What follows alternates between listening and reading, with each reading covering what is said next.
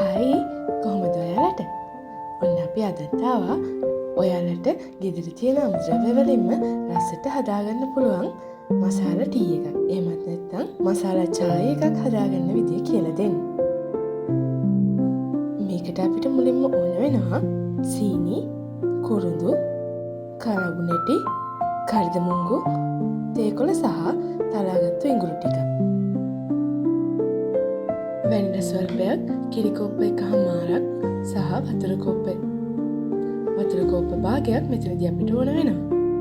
මම මෙතනදී අරන් තියෙන්නේ කිරි කෝප්ප දෙකකට අවශ්‍ය ප්‍රමාණ වලින්.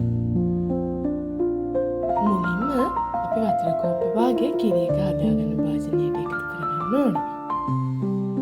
වතුර ටික හොඳට රත් වීගෙන එද්දී ඒකට අපි තලාගත්තු ඉඟුරු, කුරුඳු, කරාබුනැටි, කර්දමුංගු සහ තේකොළ ටික එකතු කරගන්න ඕනේ.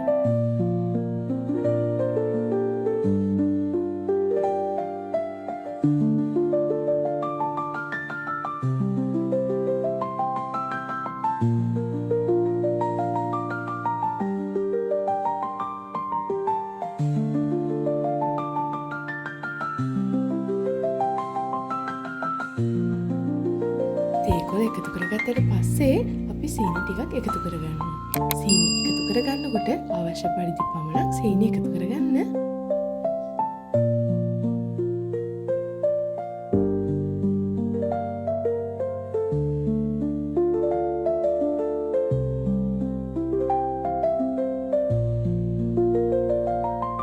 දැන් තේකොළ ටික හොඳට පැහිගෙන ඉද්දී අපි ඒකට කිරි කෝප්ප එකහමාරක් එකතු කරගන්න ඕනේ.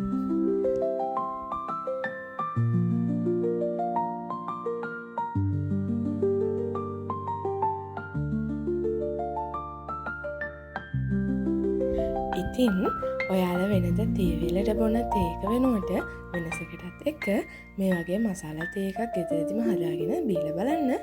ඔයාලා මේ විදිහට මසාලා තේ එක හදලා ඒකේ රස කොහොමද කියලා කමෙන්ට් එකකුත් දාගෙන යන්න අමතක කරන්න එපා. මම ඩිස්ක්‍රිප්ෂන් බාර් එකේ ඔයාලට සාමාන්‍යයෙන් තේ කෝප්ප දෙකක් හදාගන්න යන රෙසිපි එක දාලා තියන්නම්. හදාගන්න ආස කෙනෙක්ට ඒක ගොඩක් වැදගත් වේවි.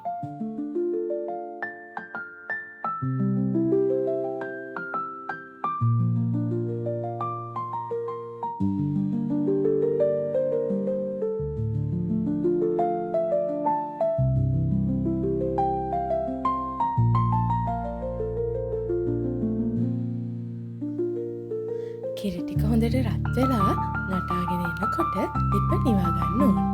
මේ වෙලාවේදී ඔයාලට හොඳ සුවඳක් වගේම හොඳ පාටක් මේ මසාලා තේ එකෙන් බලා ගන්න පුළුවන්.